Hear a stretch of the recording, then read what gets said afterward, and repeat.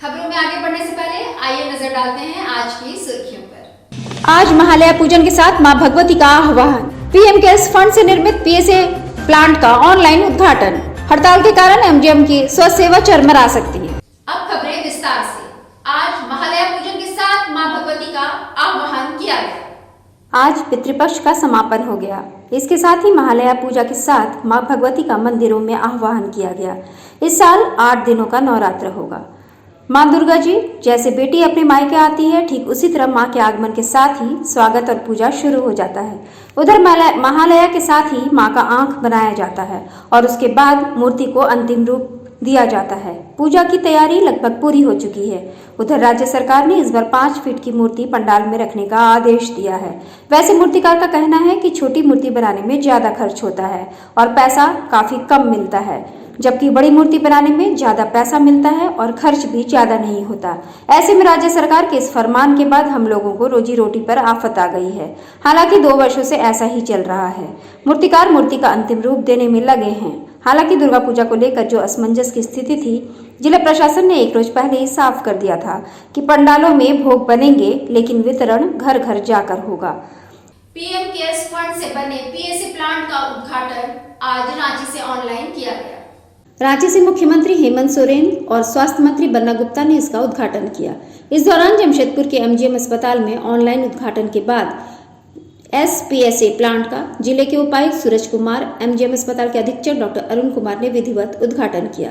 उपायुक्त ने कहा कि पूर्वी सिंहभूम में 3 पीएसए बनकर तैयार है, जिसमें 500 लोगों को ऑक्सीजन बेड उपलब्ध कराएगी, जिसमें आज 2 पीएसए प्लांट का उद्घाटन मुख्यमंत्री के हाथों से किया गया। वहीं कल 1 पीएसए प्लांट सदर अस्पताल में प्रधानमंत्री द्वारा ऑनलाइन उद्घाटन किया जाएगा।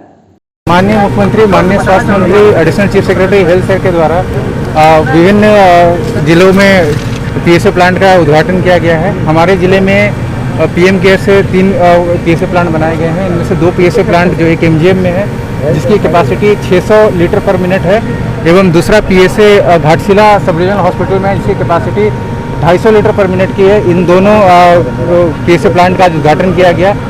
लगभग इस पूरे पीएसए प्लांट से जो एमजीएम का है, इससे 100 ऑक्सीजन बेड्स जो है कनेक्ट हो सकते हैं, और घाटशिला का जो 250 एलपीएम का जो प्लांट है, उससे 50 बेड कनेक्ट हो सकते हैं।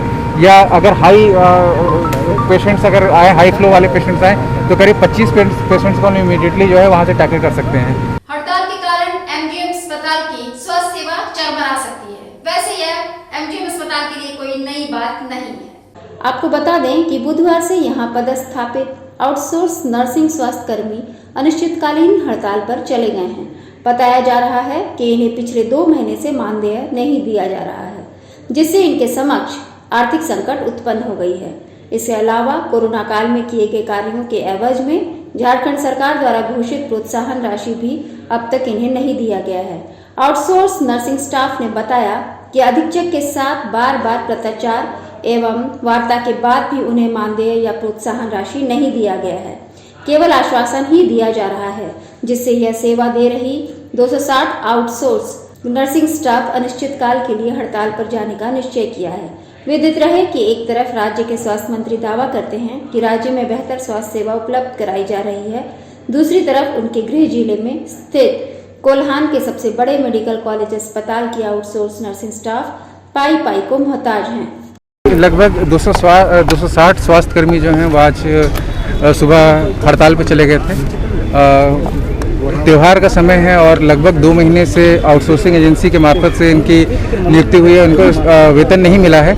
उसी के क्रम में ये हड़ताल पर चले गए। तो हम लोगों ने आपके व्हाट्सएप में जो खबरें चलती हैं उसके माध्यम से इसको देखा और उसी समय से लगे हुए हैं कि बिल्कुल एक हक है कि जिन्होंने काम किया है उनको वेतन मिलना ही चाहिए, और त्यौहार के समय तो स्पेशली दिक्कतें हैं। तो इमीडिएटली लग के हम लोगों ने स्वास्थ्य मंत्री से भी और एसीएस हेल्थ सर से भी इस संदर्भ में विचार विमर्श किया, और इमीडिएटली उनसे भी आश्वासन मिला कि एजेंसीज़ को कुछ आवंटन जो प्राप्त होना है वो आवंटन पूजा के पहले या वर्स्ट केस में पूजा के जस्ट बाद जो रिलीज़ कर दिया जाएगा। उस पर ऑलरेडी काम हो गया है, हार्डली 1 हफ्ता का समय लगेगा उनको आवंटन प्राप्त होने के लिए। एजेंसी से भी हमने पर्सनली बात की और उनसे भी ये पता चला कि उनके कुछ पैसे की कमी हो रही है उनको, तो उनकी 2 बिल जो है वो फंसी हुई थी, वो एक रामगढ़ जिला में और एक गिरिडीह जिला में।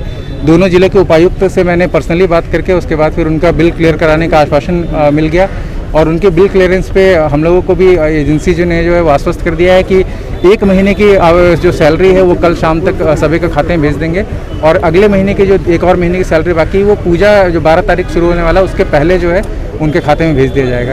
2 महीना का पेमेंट नहीं हुआ है और जो 2020 में कोविड में हम लोग ड्यूटी किए थे वो प्रोत्साहन राशि भी नहीं मिला है, तो उसी को लेके हम लोग आप लोग कितने लोग यहाँ पर बैठे हैं?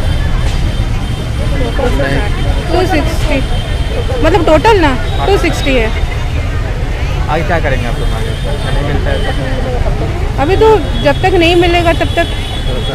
राज्य में आरक्षण का मुद्दा जाति एवं आवासीय प्रमाण पत्र बनाने को लेकर के गरमाने लगा है। झारखंड ओबीसी समिति ने उपायुक्त कार्यालय पर प्रदर्शन कर उपायुक्त के माध्यम से सरकार से मांग की है कि हमें 27% आरक्षण का लाभ मिले, जाति प्रमाण पत्र और आवासीय प्रमाण पत्र बनाने की अनुमति स्थानीय प्रशासन को दें। इन लोगों का सीधे तौर पर कहना है कि हम सिर्फ वोट देने के लिए बने हैं, लेकिन सरकारी सुविधा लेने के लिए नहीं। 100 वर्षों से जमशेदपुर में रहते हैं, लेकिन अभी तक जाति प्रमाण पत्र हमें नहीं मिला है, आरक्षण का फायदा हमें नहीं मिल रहा है। उधर ओबीसी ने साफ साफ ऐलान कर दिया है कि हम सत्ता परिवर्तन के लिए उपयोग में नहीं आएंगे।